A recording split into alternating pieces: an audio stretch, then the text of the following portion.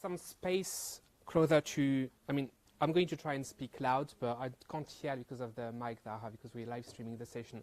So really feel free to move forward if you want. There's plenty of space. Okay, fine. All right. Can you hear me?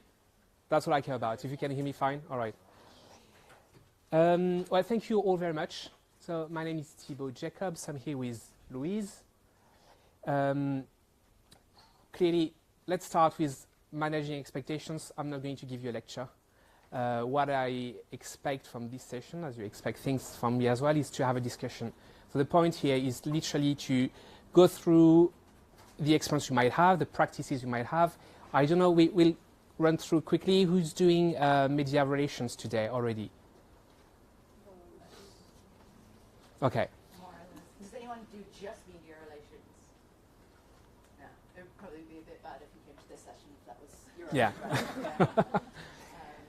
Good. The idea is for us literally to have a discussion with all of you and to go through questions. Some of them might sound very obvious. You might find it a bit dumb what you'll hear or see, but actually that's part of the thinking that you should go through when it comes to maybe one day, if you think it's relevant for you, develop a media strategy. Can I just ask if anyone's been to the 5 days sessions already this week? Yeah, quite a few people. For anyone whose first time it is? Welcome. How did you guys hear about our session? On Twitter or Twitter? Yeah. Colleagues. Well, so for those who haven't been here, or a reminder for those who've been here, the idea is like you can interrupt us anytime. You have questions, comments, criticism to express. Please, this is not just us talking. This is like about having an exchange and seeing how we can help and how you can go through media engagement in Brussels. All right? Yeah. Let's get started with, I was going to say a provocative statement, but I'm not sure it's actually that provocative anymore. But that can be a good way to start a conversation. That's something quite useful when it comes to media engagement and comms in Brussels anyway. The golden age of corporate trust is over. Sounds very dramatic. I mean, you all read newspapers anyway, so that's nothing new for you. But so you know we've been facing a context of like altogether populist wave and distrust regarding democracy, the way democracy works, especially in Brussels with all the allegations around lobbyists and how the industries try to rig the democratic process. I'm not saying it's wrong or true, whatever. Just the way you engage and communicate today, and it's going to be even more the case with the new parliament in the next 5 years, this has to be integrated in your communications engagement and the way you speak. This is relevant as well for us today because media play a role in that. Yeah, and it's almost a double irony for all of you guys that are obviously very aware of the comm situation today versus in the past. Now we have digital and social. So the issue is that at the same time as corporations are maybe letting go a little bit of their media relations because they have their own channels that they can push out their own message on and reach the millions of people if they put money behind it. But then at the same time, the rise of digital and social means that a problem can go from one NGO making a bold statement to a huge democratic movement against a company, an organization, a product, for example, overnight. And that's where media comes in this new landscape. You can't wait for that to happen and then expect to knock on a journalist's door and bust myths and correct mistruths. You needed to have that relationship before because although it may seem like this is not as important anymore, it's potentially even more important in this era where people don't trust the same way as they did before. And this context makes it even more important for you to make sure that your narratives are correctly, and not only narratives actually, also your arguments and the reality of your industry is correctly reflected in the public debate. So maybe today more than ever, the media would be quite instrumental in the way you represent your company, your organizations, your NGO. Has anyone actually been affected by this kind of like backlash movement, like online, like an actual movement rather than sort of individuals hating on your company or organization? Oh God, you're so lucky. Or do you feel that's something that might happen? Is there a threat? We work on like Yeah, I would say quite a victim of the populist movement, migration in general. Yeah, that's a big battle to fight. And have you engaged with media so far? So the headquarters of our organization is in Vienna, and we're both from the Brussels office. And there's some idea that now. Sorry, I just. Yeah, sorry. So our organization's headquarters are in Vienna, and it's a very preliminary idea. We've been present in Brussels for quite many years, but just through projects. And yeah, I think now there's just a bigger reflection at organizational level as to how to really reach the Brussels crowd and also the media. Cool. Thank you. Okay. Well, I guess if you're all in the room today, it's probably because you already see the interest of engaging with media, but this is very important to keep in mind, not only this context, but the context from which you're starting. That's something that will be the baseline and the foundation of your engagement if you decide, once again, to go this way.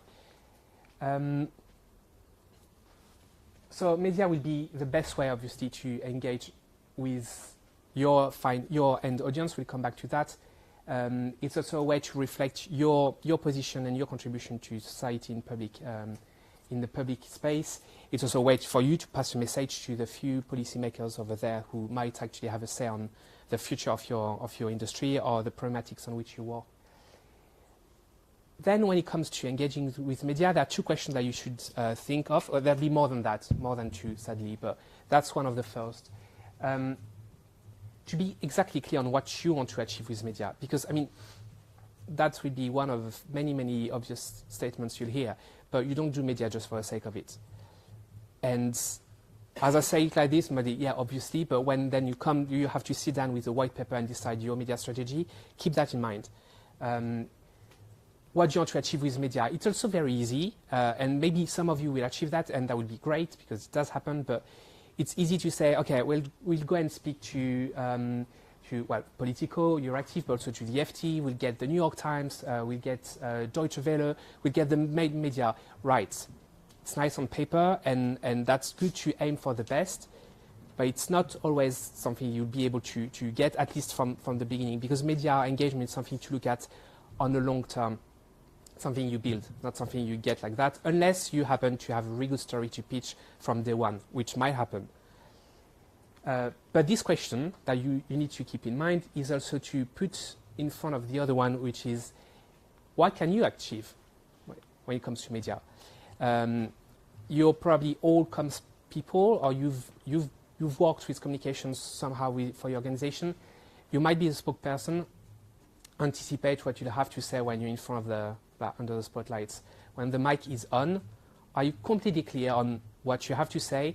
What's the few arguments? Because, I mean, you probably have fascinating stories to say, but you'll have like a 15-minute slot at best. There's no time for you to tell the entire story.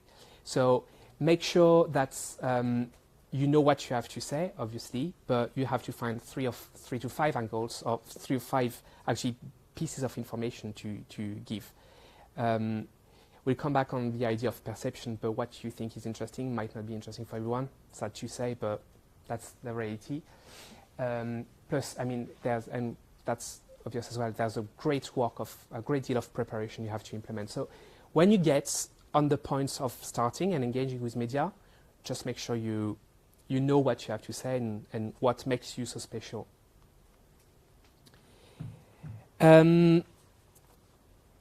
Then we'll go on with 2 other questions that you probably have considered in your communication strategy overall, not only for media.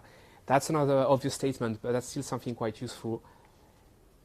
What you need to secure, 2 things. First, the message.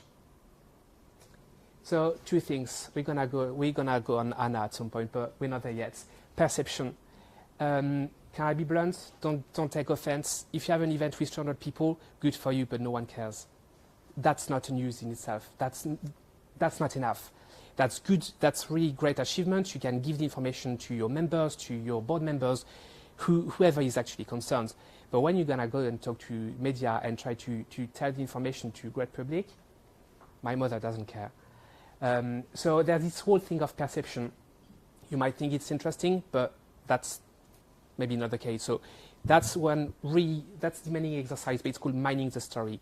Go and search what's really interesting. What do you have to say? What do you bring to the debate here in Brussels? What makes you so special? What the angle that it's not only about the media being interested, it's at the end of the day, why should we care? That's where Anna Wintour comes in. She and the journalists get like hundreds of emails per day. They don't have the time, so you'd better have really good reason to disturb them. We all say we have a few hurdles for you to go through. First, you need to have a good story in your subject line of the email, otherwise your email doesn't get open. Then if by chance the journalist reads your email, opens your email, he has to read it, and the story has to be good enough, because then he has to open the attached file, which is your press release. There are already 3 hurdles. So make sure that Anna or whoever in Politico, in Euractiv, in Le Monde, in La Repubblica, they get to actually care. Yeah, and a little bit to build on the perception question. I mean, I'm not sure if anybody here has been in this experience, but there seems to be quite a common one in Brussels, that is, you're asked to do media once media have covered something and you don't agree with it. And that's a little bit captured in this visual. It's sort of a rebuttal. It's almost defending your organization. And really, when we're talking about messages, we're not talking about this rebuttal stage of media engagement. I mean, if you're going in to your message building session talking about all the myths that you want to dispel, that's not going to be the right winning, story selling and storytelling mindset. The other thing that you want to secure, obviously, on top of message, is the audience. You might want to talk to all those guys, but talking to your grandmother or the neighbor or the general public is not quite the same as trying to talk to those guys on the right who are actually going to make a decision. There again, that sounds very obvious, but this is the one of the key things you have to define and to keep in mind when you write your media strategy. And also the interplay between the two, how this one can obviously affect this one, and how your tactics will differ based on the different stage that your issue is at. So, you know, if you're talking about something that's not yet a mainstream issue, then it's obviously perfectly fine to target these people, but also keep these people in mind, because you don't know when somebody else is going to start talking about this issue. And you want to have a route into this more mainstream audience that usually watches TV. That's my insight. People watch TV. Don't dare. Plus a few other things. You're not doing media to talk to yourself. We say that. You're not talking to media to talk to your members. And you're not talking to journalists just to talk to them. Then they're not the final target. So obviously we'll have to pitch and to write your story so they're interested. But again, they're only a medium. So they will say, and rightfully so, they know their readership, so you have to convince them that your story is interesting. But you still need to, you're just using them as a medium to reach your end target. May it be MEPs and the Commission, or general public, or national authorities, or even stakeholders from your own industry. Plus, keep in mind that the competition in Brussels is huge. We'll come back to that. There are a lot of journalists in Brussels. But you're also all competing with each other to get their attention. So it's all about making sure that you get your point and that your email gets picked in the 24 hours that the journalist has per day. And they don't work that long, believe me. Let's hope not. Who does? Yeah. 24 hours. So at the end of the day, so what? Why media? Because it doesn't seem very straightforward for everyone in Brussels to do media. Not everyone does media. You don't all do it, and you see the point. Some just don't see the point at all.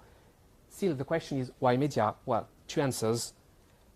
First, to amplify. I'm not going to take you through why media is interesting, but still, if you manage to get your message across, you get an article in the right newspaper, the right outlet, you'll get to talk to all those people in one effort. It's going to be 10 hours, 10 months of preparation, whatever. The outcomes can be great. So first thing is amplification of your message, and quantity and quality, because you might get as well to address your message, to send your message to very high level and high value audiences. So there would be a work here as well on mapping and trying to get to get the right media to get to talk to the right audience. What's the best way to talk to the guys from the cabinet of Šefčovič? Well, it's not that straightforward, not always easy, but we might find the few outlets that they refer to and that they actually use. So media might be the way to do these two, to tick the boxes. Look at you pronouncing Šefčovič right. Yeah, Oh right. So this is going back a little bit into theory. This is where I step in all of this because none of you know me as a media person, and quite rightly so. So where does earned media fit in with everything else that we do? Has anyone here already seen the PESO model? Maybe in your studies or in a book? She's read a book. So essentially, this is recapping what we've just said here, that I've drawn into a little diagram, which I find pretty useful, and maybe you will too. But so the PESO model is here. So what does the PESO model represent? It represents the different media types in the modern era. So obviously before, media was broadcast media, radio, written press. Now it's a lot more complicated, as you all know. So we have paid media, so that could be literally promoted content in a newspaper in its simplest form. But it's anything where you have paid money to get column inches or to be featured. You know, it's advertising essentially. And it also includes paid social posts. Earned media is what we're talking about today. It's the classic, the traditional way of engaging with media, having ongoing discussions, having briefings, and earning your column inches as a result of the work that you've put in. Social is social media. So it's everything that is owned by these, it's everything that goes out and is published on these platforms. And owned is very similar to social media. It's digital media, so it's, well, it's also a little bit more than that. It's everything where you own the publication platform. So your website is owned media, for example. So how does this whole thing fit in? So you have your communication strategy, and in that you've set your objectives, what you want to achieve. So maybe that's a change in perception of your company, of your industry, of your product. Maybe it's to get your product not banned anymore. It's something, it could be something as extreme as that. And then you've determined your audiences, so whether that is an audience in Brussels, whether it's the general public that needs to be targeted, what section of the general public that needs to be targeted. And then you've worked out your messages, as we've discussed before, and you've made them robust enough to A, tell a story, and B, pass the so what test. And then you've determined your approach. So here is where you're going to look at the different channels and media types that you can engage to get your message out there to the people that you want to reach. So it's quite simple. It looks a little bit messy, but that's where media fits into your general communication strategy. And then we can go a little bit deeper into earned media. So ignoring the P, the S, and the O, what does earned media offer you that these other channels don't offer you? Well, firstly, as Thibaut said, it amplifies what you're saying. It gets picked up by a widely read newspaper, and then it could get picked up by another journalist, and it could get TV coverage, and it could get passed on through word of mouth. There's a huge multiplier effect when it comes to media, if it's done well. They legitimize your message because it's passed through the filter of journalistic integrity. It's been edited, it's been adapted to fit the editorial standards of the newspaper, and this newspaper has a good reputation. So when people are reading it, they know that this has been fact-checked, and they also know that they're going to see the other side of the argument. Your message is automatically legitimized, well, not necessarily automatically, because journalists can also have their way of delegitimizing it if they so need to. But if you've got a good relationship with the journalist, this wouldn't happen. But they also improve the message, because unless they're just putting in a quote, they're passing your message through their filter. They know what their readers want to read. They know what counts as good news. So either they're going to be able to edit it themselves, or at the very least, they're going to be asking you the right questions that really gets a story out of you. That's literally their job. So that's just a little bit more about how earned has its own specific advantages in this PESO model. On the legitimization, there's also one thing that if you get a quote or if you get mentioned in one of the articles, it also legitimizes your organization itself. It means you become a legitimate stakeholder in the discussion. You're So transparent and you're trying. Yeah. And you're somebody who matters and who should be listened to. That's all only good reasons to engage with media, but can I ask you, maybe some of you, why you don't do that much, or if you've met any obstacles or reluctance in your organization, if there are any reason for which you haven't done media? It's obviously not about blaming, but just understanding what the issues might be. Well, we have experienced some media twisting our stories quite a lot, and then well, it's like the roller coaster effect. You're quite happy because you will get you get a story in one of the media, but then again, when you see it, it's quite not what you said. You were maybe you sent a story, saying black, and then in the paper you say, well, it's actually like white. So then what do? Do you spend the next day calling for a memorandum?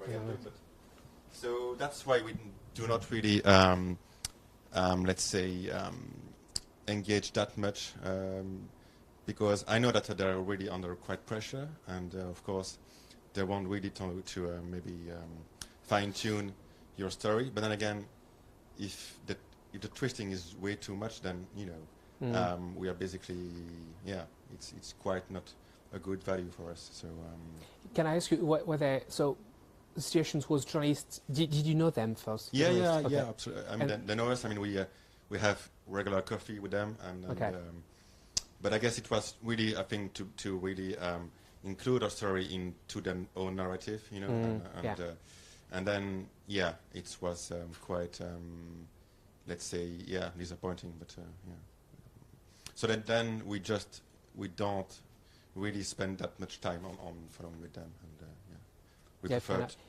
either paid or owned, Did you send rebuttals? Did you react to the articles, or?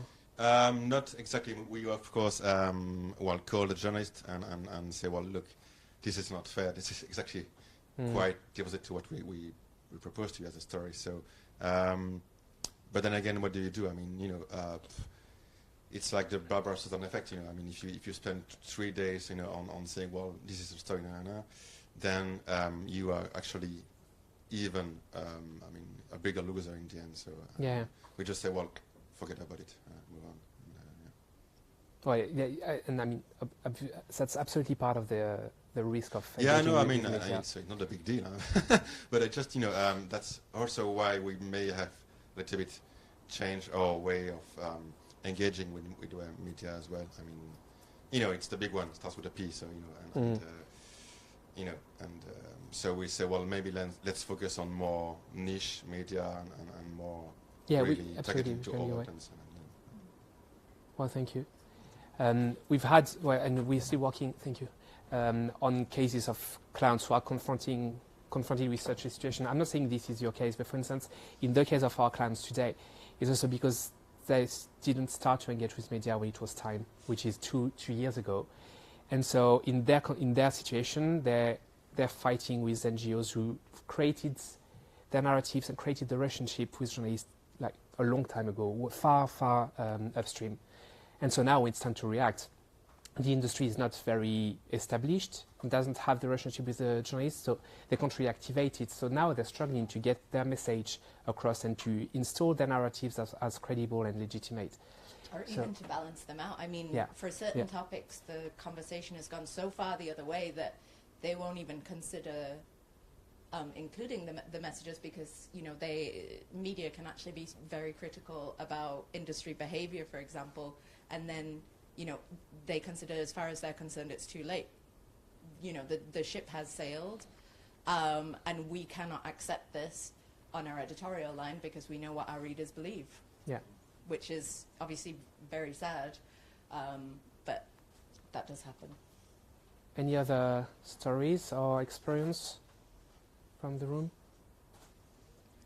Well, in our case, for example, in the last year we've been more writing articles and publishing in our channels on, I mean, with the, let's say, the top people in our company, so publishing in their LinkedIn, trying to promote them.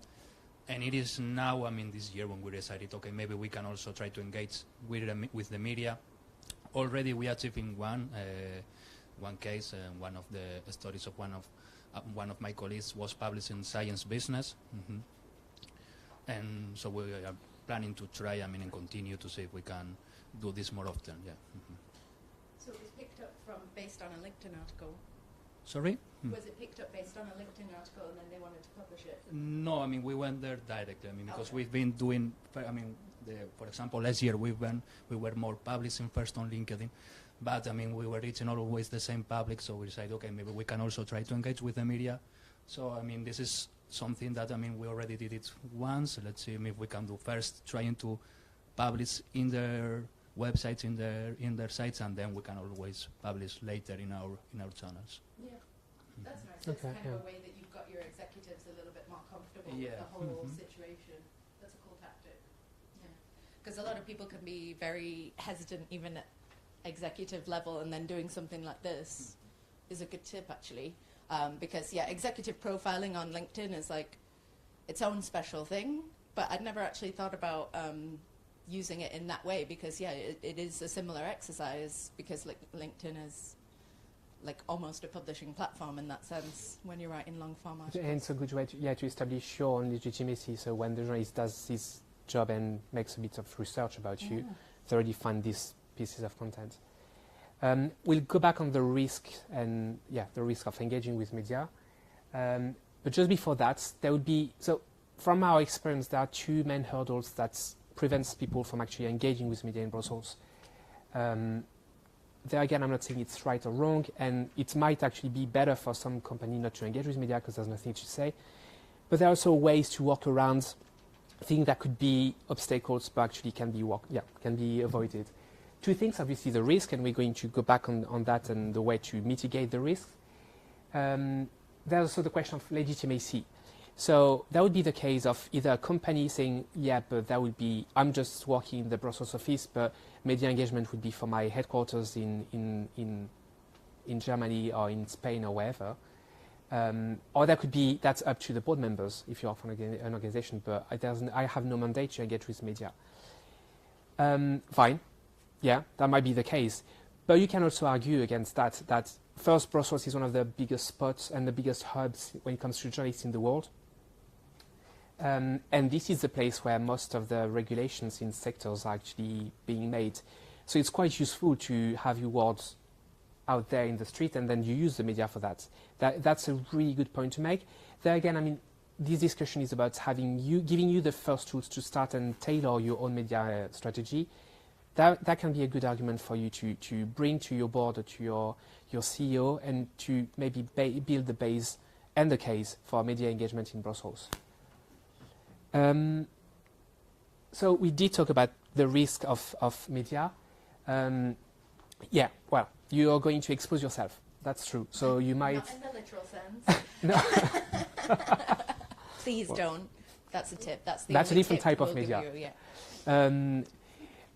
That comes with a certain level of risk. So you might not completely control the narrative, then the way your quote is going to be reflected. Then the outcome might be positive. So that's something you might want to consider. Anyway, there are things you can do to avoid that kind of situation, even though you don't hold the pencil of the journalist, there again. But there are a few things that you can do, and there's one magic word for that: preparation.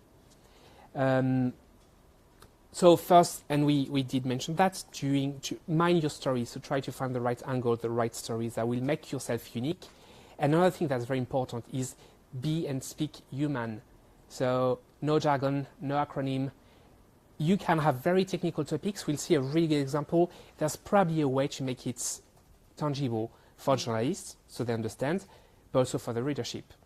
So drop the acronyms, drop the technical words, bring stories, bring case studies.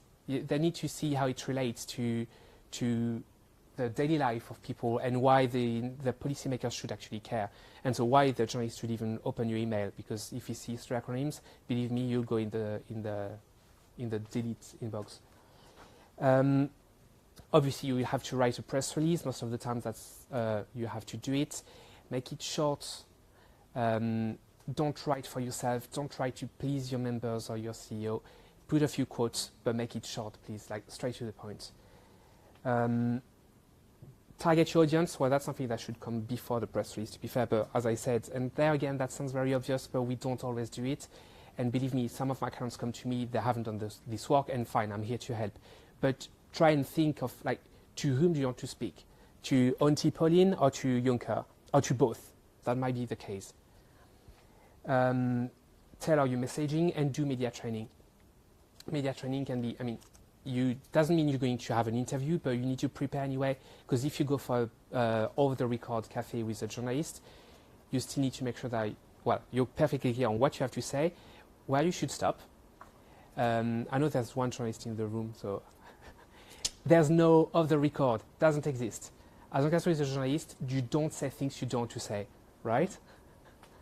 It might be a friend. When you talk about work, you're talking about work, so you close the bracket and then you can go and get drunk. But when you talk about work, you stick to your narratives. You stick to your speaking points, nothing else. This is also, when you're going through this thought process, this is your opportunity as well to think about the stories that you have. And something that I do when I'm writing anything, I try and put myself in the shoes of my mother, and would my mother be able to understand this? And this is also something that we can do with media relations. But the great thing about media relations is it gives you this external party that you can talk about internally. When someone tries to interfere with your beautifully written press release and add the jargon back in, media can be your impetus to not necessarily push back, but defend what you've done based on the fact that you're trying to achieve something specific, and the focus point is not internal needs. It's rather making everything super simple to understand. If somebody's mum is a PhD, then this doesn't work. I'm very lucky in that sense. Which actually makes me think of when we talk about press release and getting the message across, don't hesitate to be innovative. So you don't have to do written things. Honestly, more and more, if you can do data visualization, infographics, everything that will make first you more compelling, and the journalists will have easier job to do, try and help them. So anything you can do for that is more than welcome. But then looking at risk, there's also the type of risk that you might want to bring to your board or your CEO, is actually the risk of not doing media. The image speaks for itself, but if you're now in a battle where you need to make sure that your points, your arguments are being heard by the decision makers and the policy that's going to be decided for the next 15 years, you don't really want your opponents to be speaking for you, because you're going to lose the battle of ideas. So try and weigh the pros and cons of engaging with media, be aware of the risks, do a mapping of, that's one thing I wanted to say as well. When you engage with media, even when you start to meet the media and make friends with them, have a clear vision of the risks, where you could be attacked. What's the where is the zone of danger for you, because that will help you and anticipate anything that can be a reason for you to be attacked or criticized. Anyway, going back to that, maybe the risk of not engaging with media and not being part of the conversation would be more dangerous than actually the few risks and misquotes that you might have to face. So we all involved in industries that at some point are under spotlights or can be at the center of a discussion that you don't really have a control on. So just try to make sure that you're part of the discussion. And I think it's an even bigger risk in Brussels than it necessarily is in national capitals, because so often the procedures are so complex and so scientific. For example, almost anything that goes through the REACH process, it seems to be that it gets to the very last stage and then all of a sudden there's a democratic push against it, either brought around by NGOs, or maybe it's the media, or maybe it's a democratic deficit question. But, you know, it's because this process seems so technical that no one thinks about engaging with the media until the shit has already hit the fan, so to speak. And I think in Brussels that is a general risk, because we often tell ourselves that what we're doing is not necessarily interesting to the general public until it is. So, but I think you guys have got the picture about that one by now. And that's especially the case when you feel your industry is somehow potentially going to be exposed. So, and have a look obviously at the policy agenda that's going to be developed by the Commission, because that can give you an idea of whether you're going to be exposed, even though the sheets can hit the fan anytime, and then it's too late. That will be the very short part of my lecture. That's actually lecture giving facts and figures. The figures are actually a bit old. They're from 2016, but as far as I could find, the Commission hasn't released a list of accredited journalists since 2012. Just to give you an idea, so there's this legend that Brussels is the second largest media hub in the world after Washington. Apparently, no, London is number 2 and Brussels is number 3, equal with Paris. Anyway, that's a lot of people. Among these 839 journalists and these 487 media, there might be people interested in what you do, covering your very specific and very technical issues. Well, make sure you know them. That's actually quite useful, once again. Plus, it's always a good way to have their tips and their views, and it's a useful conversation anyway to have. So you can map the few people or the very, very numerous people who cover your topic. Try to reach out to them. It's useful, and you might need that at some point anyway. The 4 types of media that are represented in Brussels, you might already know that anyway, but so you have the big players on the EU bubble, so Politico and Euractiv, obviously. Euronews is doing it a bit, well, actually more and more over the last few months, so there might be someone that you want to speak to as well if you need. International media, well, you know them, the FT, first of all, and The Economist. You also have the news agencies, newswires, so Reuters, Bloomberg, AFP, and AP and Bloomberg. They have reporters that cover very specific topics. It's not only about getting a pipeline and sending your press release, so that's people you might want to talk to, whatever. You know my idea. Easy for you to say. Yeah. National outlets, the sectors, your markets, or the markets of your clients. That might be a good way. Almost everyone, or actually all big EU media have an office here.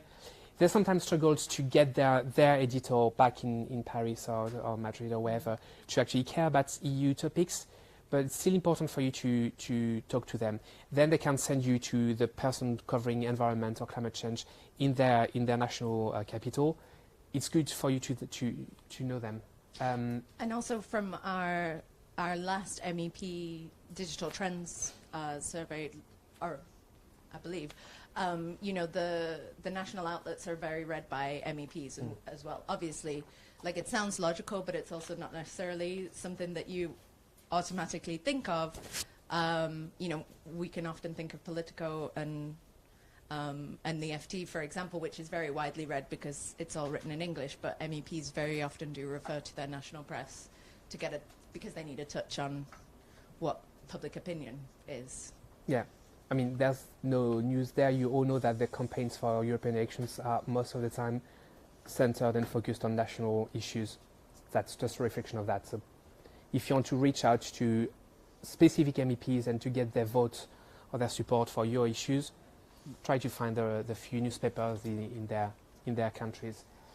And vertical press is also another way to call the specialized press, so covering your sector. Might be really, really useful. For instance, Chemical Watch in the REACH and chemicals sector is a big guy. This might sound very boring or very general, but that's also something to include in your press strategy. And so that's an exercise of mapping that won't take much time. Just update it regularly and be aware of who writes about your topics. Do you know if the list the names is somewhere public? Is it No, so that okay. this figure now it used to be until 2012 the Commission was presenting these figures because that's kind of the only way to know. So there's no list of yet, right? Not anymore. I said it's GDPR, and he said no because it was in 2012, and I'm like, yeah, but who knew GDPR was coming? Yeah. Maybe they'll do it again. I don't know. Yeah. Because, I mean, there might be more than that, or actually less than that. That doesn't mean they're all permanently based in Brussels. That's also a thing. But still, that gives a rough idea.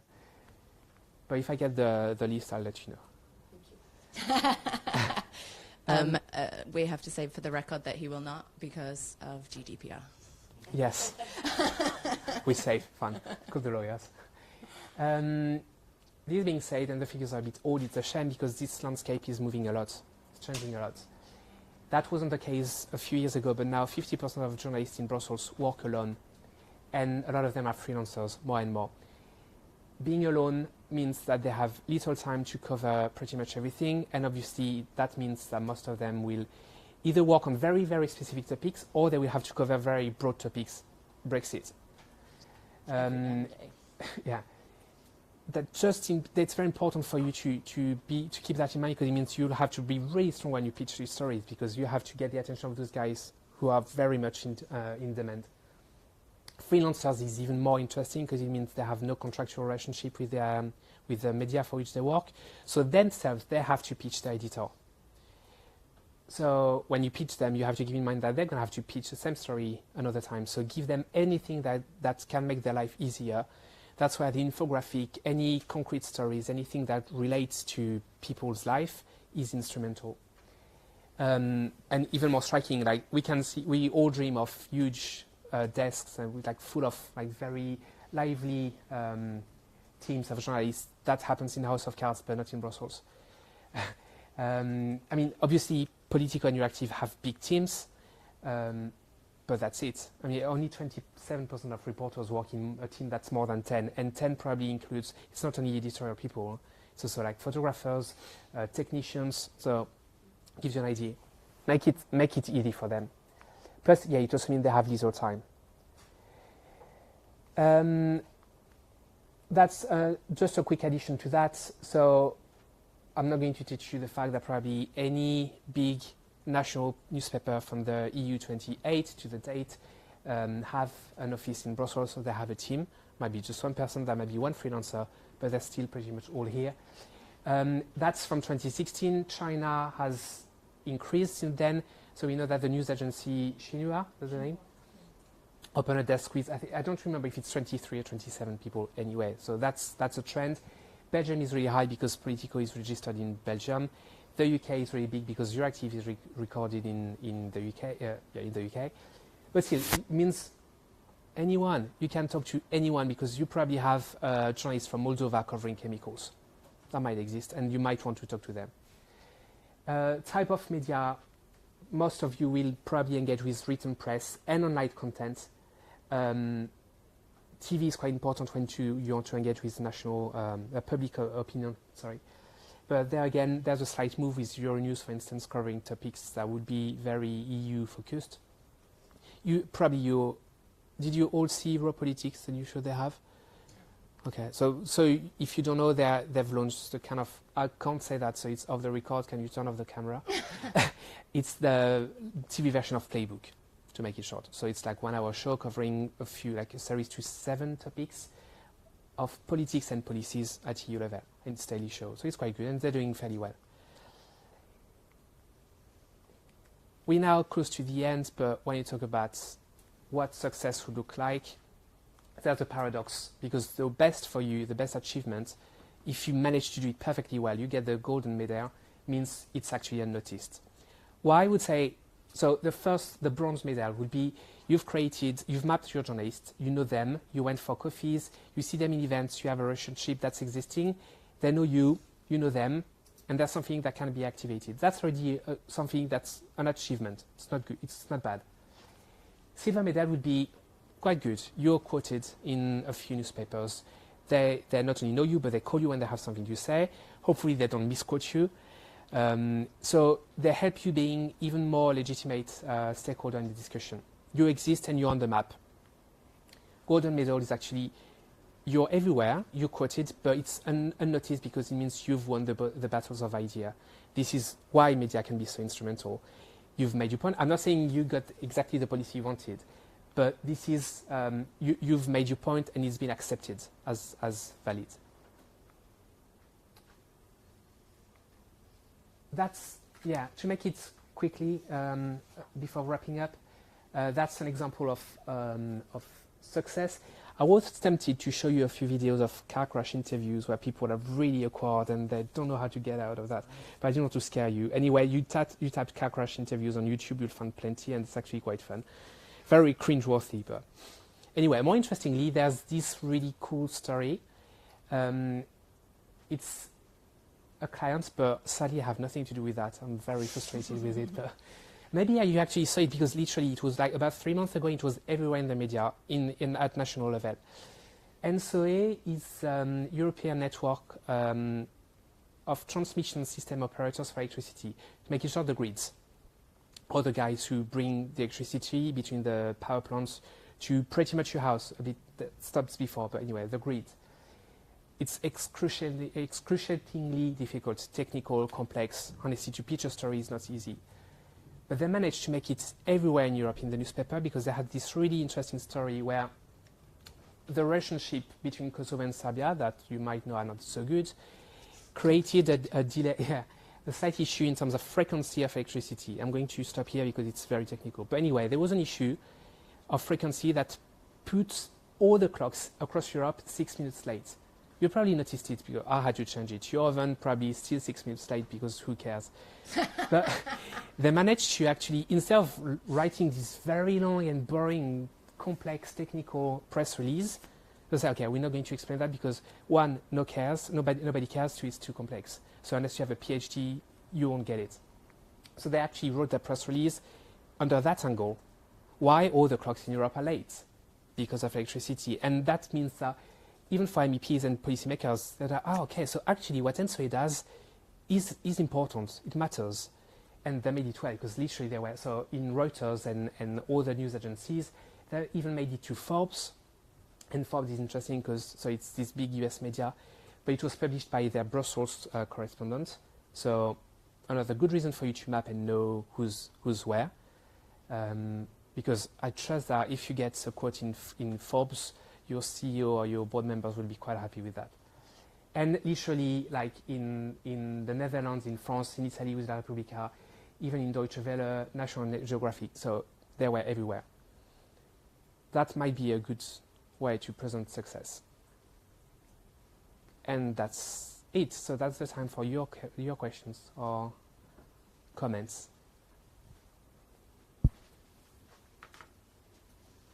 Everyone's ready. You all have your strategies. There we go. Thank you.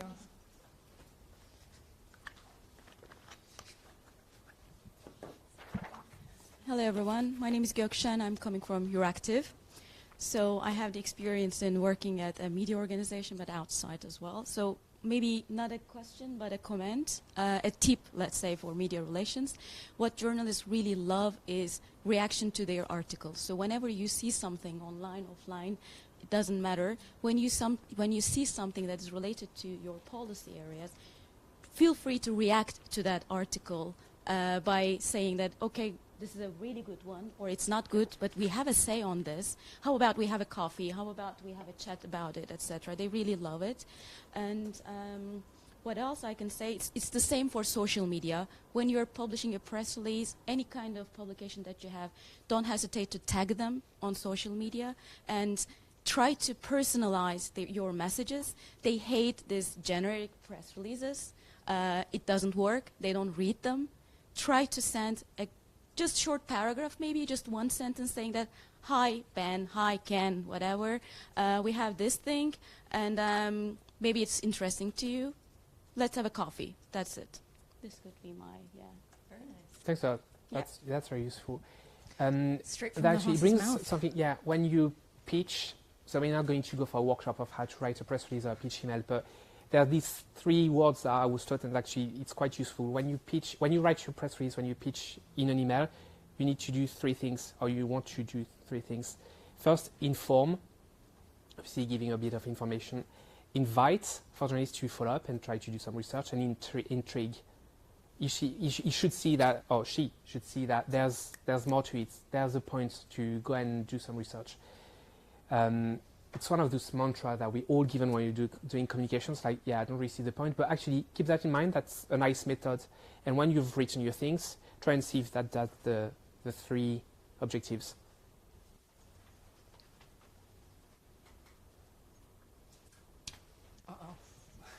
Well, I'm just going to add to that, actually. I'm a journalist as well.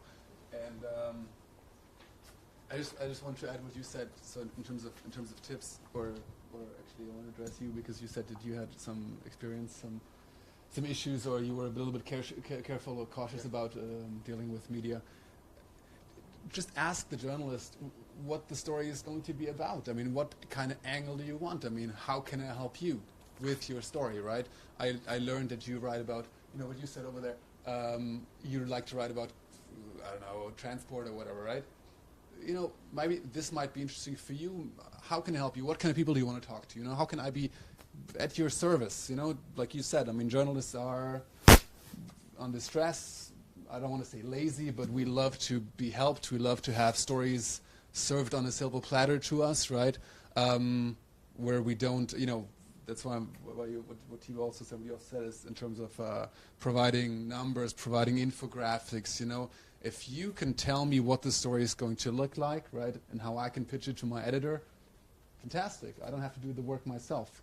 And you can just ask, you know, what do you want to cover, you know, and then you can decide yourself, do I want to be part of this story or do I not want to be part of the story? Most journalists, when they go into the meeting and go to you, of course, yeah, I mean, in theory, we're supposed to be neutral and open to everything, but we kind of already know what we're going to be writing about and how we're going to tackle this issue. And then you guys can decide if you want to be part of the story or not, right? Excellent. Was that a mini round of applause there? Yeah. Oh, and just one thing to you, in terms of that journalist list, a good way to find journalists is Twitter lists. Oh, yes, Yeah. that's true. Yeah. Well, But not email addresses. I meet a lot of them for coffee, so I must say that after talking to Authority, I had a good experience for relationship building. I think that's the most effective. I think that everybody can hear me. No, it's for the live stream, but I just can't be bothered. Sorry. So I think that a good way of engaging with the journalists is just keeping the contact and relationship, not showing them that you just want to contact them whenever you need them, but it's more like relationship building and then keeping ongoing contact with them. That helps, I think. I feel like these personal relationships are a bit overrated.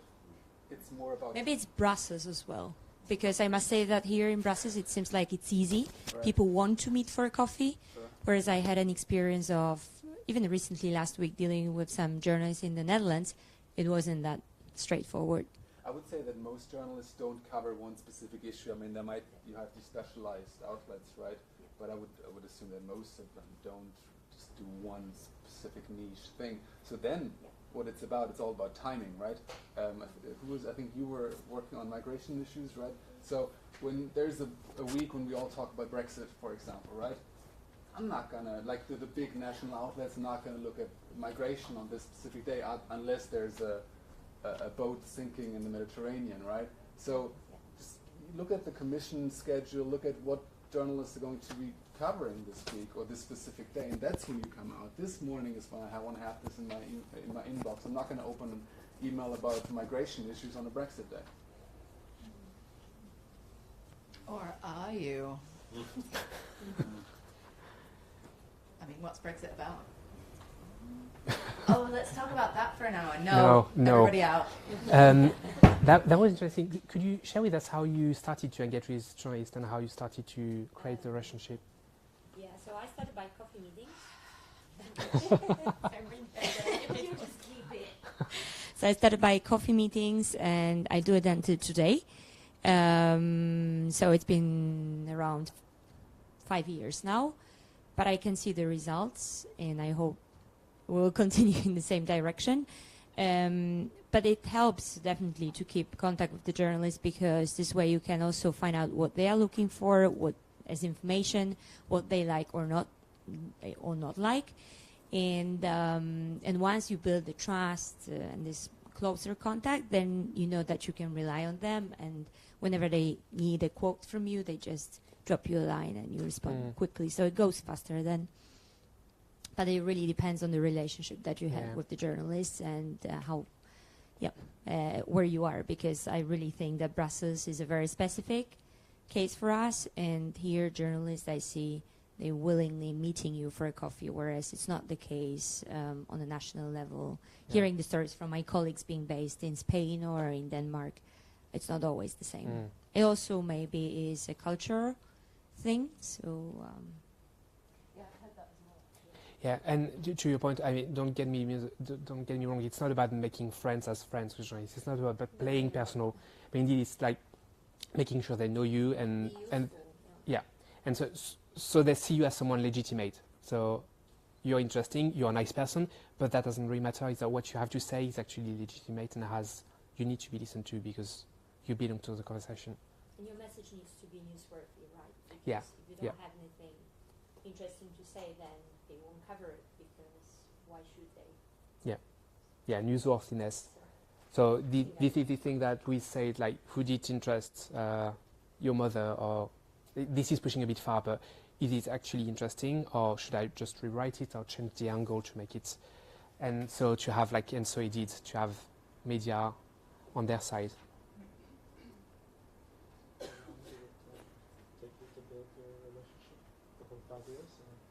Yes, I started since I started working for my NGO, so it's been 5 years now. But it's an ongoing process, so it's not that I'm gonna stop at some point, because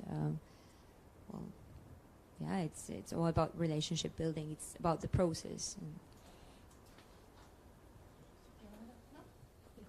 Over here. Yeah, sorry, just making a photo of this. It's okay, I'm getting my steps in. Thank you. I agree with you. Indeed, it's not about making friends, but at least they know your face, they know your name, and then they can drop a line if they need a quote. But I think the coverage you get really very much depends on the sector you are working with. I mean, I'm working for a trade body representing pharma companies, so pharma is quite, I would say, it gets a lot of media attention, and sometimes for our members it can be quite tough as well. So of course there is also maybe some bias as well, because the story you're trying to get, it's easy to turn it into quite, I would say, either provocative or very, newsworthy in terms of access or price of medicines. So I think it really much depends on the sector you're working with. But my question is totally different. What do you think of op-eds in national outlets? I mean, this is something we are doing right now for the campaigns for the European elections. We're trying to get some visibility in the member states with some op-eds in media. I know it's a little bit seen as paid as well, but I just want to know, what do you think of it? Op-eds? Yeah. So they can have a really, really good impact, but there's one general rule that applies to press relations, which is you need to manage your expectations or the expectations of your board members or CEO, and that's even more the case for op-eds, because the percentage of op-eds that actually get published is really low. It's really hard to pitch it.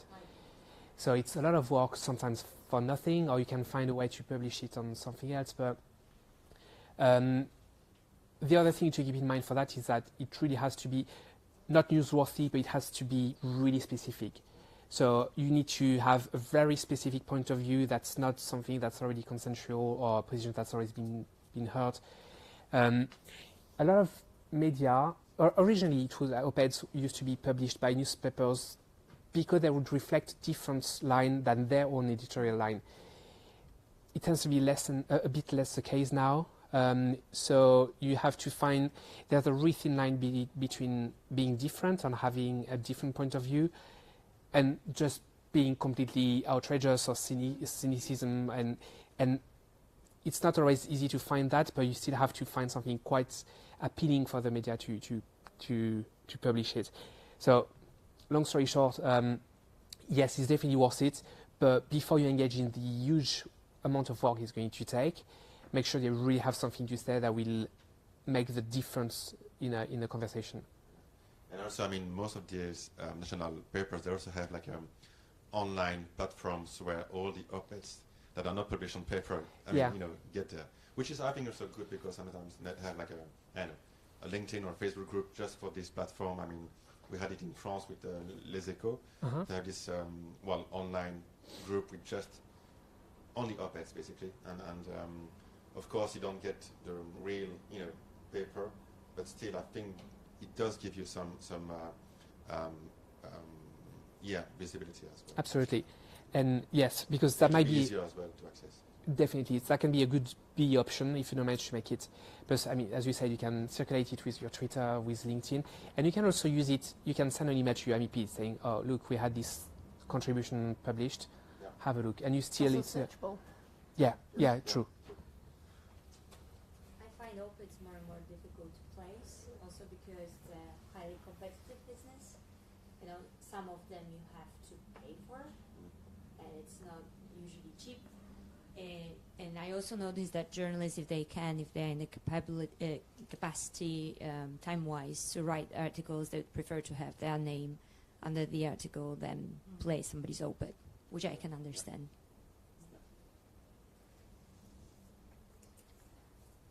So in Brussels, and Gökçen, correct me if that's not correct, but Euractiv is usually quite good for op-eds, or they place op-eds. Politico doesn't, or very scarcely. Yeah, sometimes, yeah. In the print world, isn't it? Hmm? It's mainly in print. Magazine does it too, but Yes, yeah, true.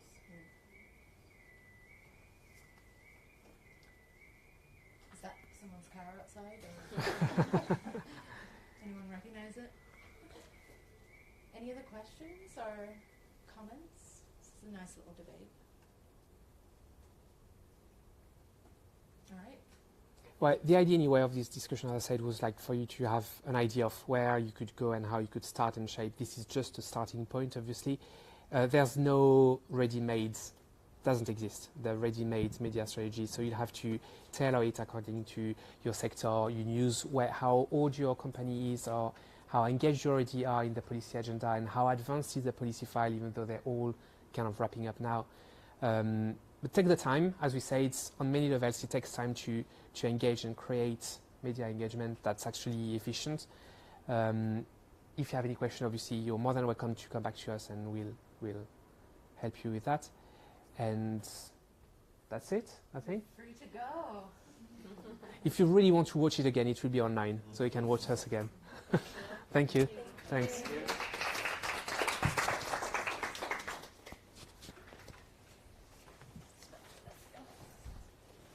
Oh, just one thing. I think so. My two colleagues are outside making very short videos.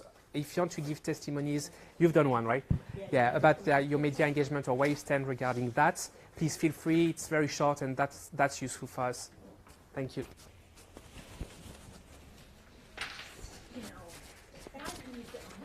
I thought you were in Berlin. Huh? I thought you were gone already. No, not yet. No. I'm still working this week. Are you? Yes. That's all right. In the next week, I have 1 week to move. Yes. I have 1 week to. Well, it's the first of all.